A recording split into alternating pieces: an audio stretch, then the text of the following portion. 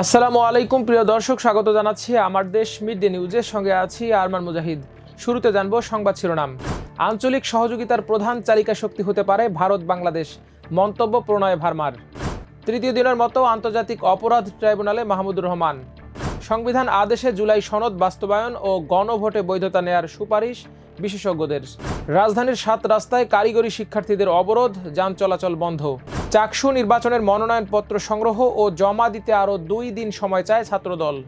ইসরায়েলের বিরুদ্ধে কঠোর অবস্থানে স্পেন, বাতিল করল অস্ত্র চুক্তি।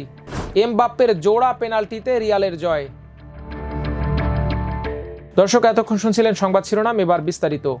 ঢাকায় নিযুক্ত ভারতের হাই কমিশনার প্রণয় ভার্মা বলেছেন, ভৌগোলিক নৈকট্য, অর্থনৈতিক সক্ষমতা ও ভবিষ্যৎ প্রত্যাশা কাজে লাগিয়ে ভারত ও বাংলাদেশ আঞ্চলিক সহযোগিতার প্রধান চালিকা শক্তি হয়ে উঠতে পারে। সোমবার জাতীয় প্রতিরক্ষা কলেজ এনডিসিতে এ বছরের কোর্সে অংশগ্রহণকারীদের উদ্দেশ্যে বক্তৃতায় তিনি এই মন্তব্য করেন। মঙ্গলবার ঢাকার ভারতীয় হাইকমিশনের এক সংবাদ বিজ্ঞপ্তিতে এ তথ্য জানানো হয়। ভারতের পররাষ্ট্রনীতি, উন্নয়ন কৌশল এবং দ্বিপাক্ষীয় সম্পর্কের দীর্ঘমেয়াদী ভিশন তুলে ধরে প্রণয় ভার্মা বলেন, আন্তর্জাতিক সহযোগিতা জোরদার, বৈশ্বিক শাসন অবকাঠামোর সংস্কার, গ্লোবাল সাউথের স্বার্থ রক্ষা এবং টেকসই উন্নয়নের লক্ষ্যে ভারতের বৈশ্বিক সম্পৃক্ততা দিন দিন বাড়ছে। তিনি জানান, ভারতের পররাষ্ট্রনীতির অগ্রাধিকারের মধ্যে বাংলাদেশ বিশেষ গুরুত্ব পায়। প্রতিবেশী প্রথম নীতি, অ্যাক্ট ইস্ট পলিসি, মহাসাগর নীতি এবং ভারতের ইন্দো প্যাসিফিক ভিশনের মধ্য দিয়ে এ সম্পর্কের দিক নির্দেশনা প্রতিফলিত হয়। ভারতের হাইকমিশনার বলেন, 2 গুরুত্বপূর্ণ অর্থনীতি হিসেবে ভারত ও বাংলাদেশ বিমস্টেক অবকাঠামোর আওতায় আঞ্চলিক একীভূতকরণের মূল চালিকা শক্তি। ঢাকায় যার সদর দপ্তর রয়েছে এবং যা দক্ষিণ এশিয়া ও দক্ষিণ পূর্ব এশিয়ার প্রবৃদ্ধি একত্রিত করতে কাজ করছে। প্রণয় ভার্মা আরও বলেন, পারস্পরিক শ্রদ্ধা ও সংবেদনশীলতার ভিত্তিতে বাংলাদেশ ভারত সম্পর্ককে আরও স্থিতিশীল, ইতিবাচক ও পারস্পরিকভাবে উপকারী করতে তারা অঙ্গীকারবদ্ধ। এই অংশীদারিত্বে 2 দেশের জনগণই হবে প্রধান অংশীদার। এদিকে তৃতীয় দিনের মতো আন্তর্জাতিক অপরাধ ট্রাইব্যুনালে গেছেন আমার দেশ সম্পাদক মাহমুদুর রহমান। এর আগে মঙ্গলবার আন্তর্জাতিক অপরাধ ট্রাইব্যুনালে দ্বিতীয় দিনের মতো জবানবন্দি দেন আমার দেশ সম্পাদক মাহমুদুর রহমান। এদিন রাষ্ট্রপক্ষের 46তম সাক্ষী হিসেবে জবানবন্দি শেষে তাকে জেরা করেন শেখ হাসিনার পক্ষে রাষ্ট্রনিযুক্ত আইনজীবী। এ সময় মাহমুদুর রহমান বলেন, সাবেক প্রধানমন্ত্রী বেগম খালেদা জিয়াকে ক্যান্টনমেন্টের বাড়ি থেকে উচ্ছেদের পুরো কাজটি করা হয় শেখ হাসিনার পরিকল্পনায় এবং আদালতকে ব্যবহার করে। পরে হাসিনা সংবাদ সম্মেলন করে স্বীকারও করেন, তিনি অনেক আগেই সিদ্ধান্ত নিয়েছিলেন ক্ষমতায় এলে খালেদা জিয়াকে তার বাড়ি থেকে উচ্ছেদ করবেন। ট্রাইব্যুনাল 1-এর চেয়ারম্যান বিচারপতি মোহাম্মদ গোলাম মর্তুজা মজুমদারের নেতৃত্বে মঙ্গলবার সকালে আদালত শুরু হলে মাহমুদুর রহমান তার দ্বিতীয় দিনের অসম্পূর্ণ জবানবন্দি শেষ করেন। বেলা 11টায় ট্রাইব্যুনালের কার্যক্রম শুরু হলে রাজধানীর রামপুরায় ভবনের কার্নিশে ঝুলে থাকা শিক্ষার্থী আমির হোসেনকে গুলি এবং একই এলাকায় অন্য 2 জনকে হত্যার ঘটনায় মানবতাবিরোধী অপরাধের মামলায় আনুষ্ঠানিক অভিযোগ গঠন আগামী বৃহস্পতিবার দিন ধার্য করে ট্রাইব্যুনাল। এরপরই আমার দেশ সম্পাদক তার দ্বিতীয় দিনের সাক্ষ্য শুরু করেন। জবানবন্দি শেষে তাকে জেরা করেন শেখ হাসিনার পক্ষে রাষ্ট্রনিযুক্ত আইনজীবী আমির হোসেন। জেরার অবশিষ্ট অংশ সম্পন্ন করতে আজও তিনি ট্রাইব্যুনালে গিয়েছেন। এদিকে জুলাই জাতীয় সনদের সংবিধান সম্পর্কিত প্রস্তাবগুলো সংবিধান আদেশের মাধ্যমে বাস্তবায়নের চূড়ান্ত সুপারিশ দিয়েছে বিশেষজ্ঞরা। আগামী জাতীয় সংসদ নির্বাচনের দিন গণভোটের মাধ্যমে জনগণের বৈধতা নেয়ার পরামর্শও দিয়েছেন তারা।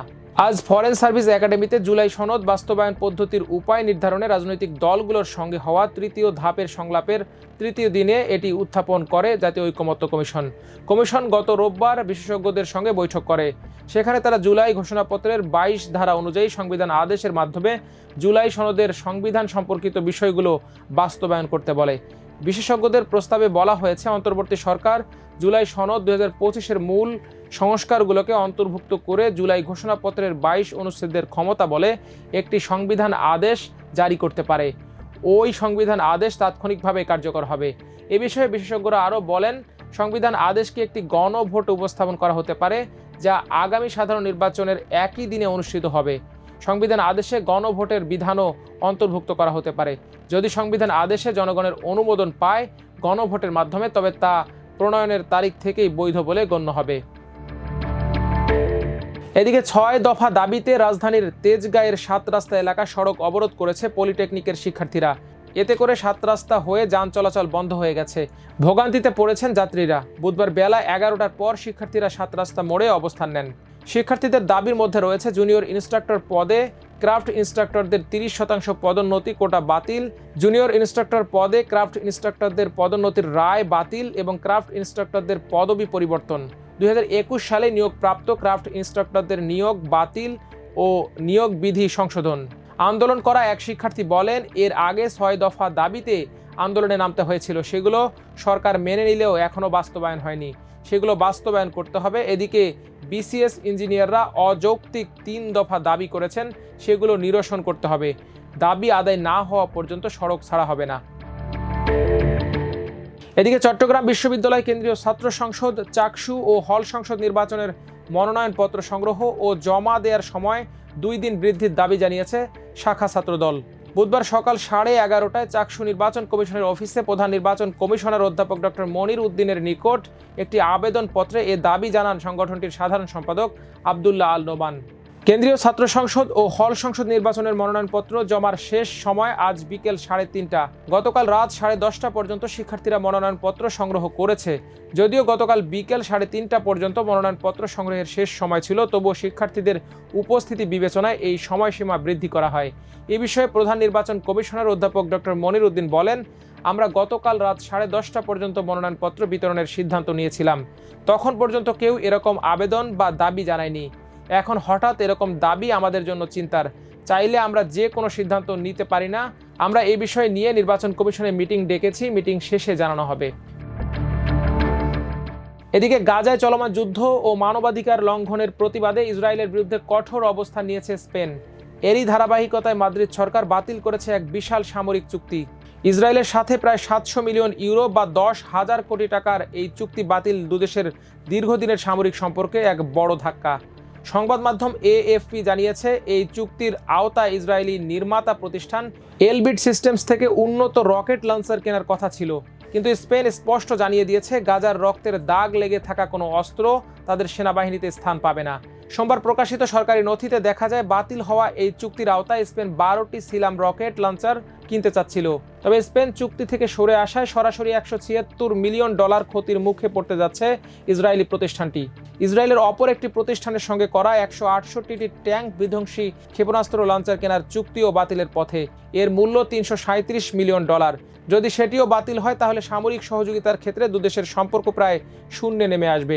এই সিদ্ধান্ত শুধু একটি আন্তর্জাতিক চুক্তি বাতিল নয়, বরং স্পেনের সরকারের বৃহত্তর রাজনৈতিক অবস্থান ও নৈতিক দায়বদ্ধতার প্রতিফলন। প্রধানমন্ত্রী পেদ্রো সানচেজ আগেই ঘোষণা করেছিলেন, ইসরায়েলের কাছ থেকে সামরিক সরঞ্জাম কেনা কিংবা দেশটিকে সামরিক পণ্য বিক্রি নিষিদ্ধ করা হবে। নতুন আইন প্রণয়ন করে সেটিকে কার্যকর করার প্রস্তুতিও চলছে। এই প্রক্রিয়া শেষ হলে ইসরায়েলের অস্ত্র বাজার থেকে একেবারেই বেরিয়ে যাবে স্পেন। এর আগে 2024 সালে ফিলিস্তিনকে আনুষ্ঠানিকভাবে স্বীকৃতি দেয় স্পেন। এদিকে স্পেনের সংস্কৃতি মন্ত্রী আর্নেস্ট উরতানুস বলেছেন, ইসরায়েলকে বাদ না দিলে তার দেশ 2026 সালে ইউরোভিশনে অংশ নেবে না। সম্প্রতি গণমাধ্যমে দেয়া এক সাক্ষাৎকারে উরতানুস বলেন, আমরা আন্তর্জাতিক ইভেন্টগুলোতে ইসরায়েলের অংশগ্রহণকে স্বাভাবিকভাবে নিতে পারবো না। ফলে স্পষ্ট হচ্ছে, ইসরায়েলের বিরুদ্ধে শুধু রাজনৈতিক নয়, কূটনৈতিক ও সামরিক সব দিক থেকেই দূরত্ব বাড়াচ্ছে স্পেন। বিশ্লেষকদের মতে এই ধারাবাহিকতা বজায় থাকলে দেশটি একসময় ইউরোপীয় ইউনিয়নের ভেতরে ইসরায়েলের সবচেয়ে বড় আলোচকে পরিণত হবে। এদিকে কিলিয়ান এমবাপ্পের গোলের ধারাবাহিকতা চলছেই। চ্যাম্পিয়ন্স লিগে এসেও গোলের নেশা কাটছে না ফরাসি তারকার। শুরুতে পিছিয়ে পড়লেও এমবাপ্পের জোড়া পেনাল্টি গোলে মার্সের বিপক্ষে 2-1 গোলে জিতল 10 জনের রিয়াল মাদ্রিদ। খেলায় এক চাটিয়ে দাপট ধরে রাখে রিয়াল মাদ্রিদ। ম্যাচের শুরু থেকে একের পর এক আক্রমণ করে রিয়াল, কিন্তু কখনো বাইরে মেরে, কখনো গোলকিপারের হাতে, কখনো পোস্টে বল লেগে তাদেরকে হতাশ হতে হয়। বিপরীতে মার্সে 23তম মিনিটে 1-0 গোলে এগিয়ে যায়। 28তম মিনিটে অবশ্য গোল শোধ করে রিয়াল। ডি বক্সে রদ্রিগো ফাউলের শিকার হলে পেনাল্টি পেয়ে গোল করেন এমবাপ্পে। বিরতির পর 10 জনের দলে পরিণত হয় রিয়াল।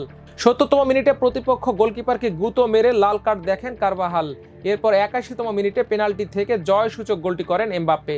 দর্শক, আজ এ পর্যন্ত। সবাই ভালো থাকুন, সুস্থ থাকুন, থাকুন আমার দেশের সঙ্গে। আল্লাহ হাফেজ।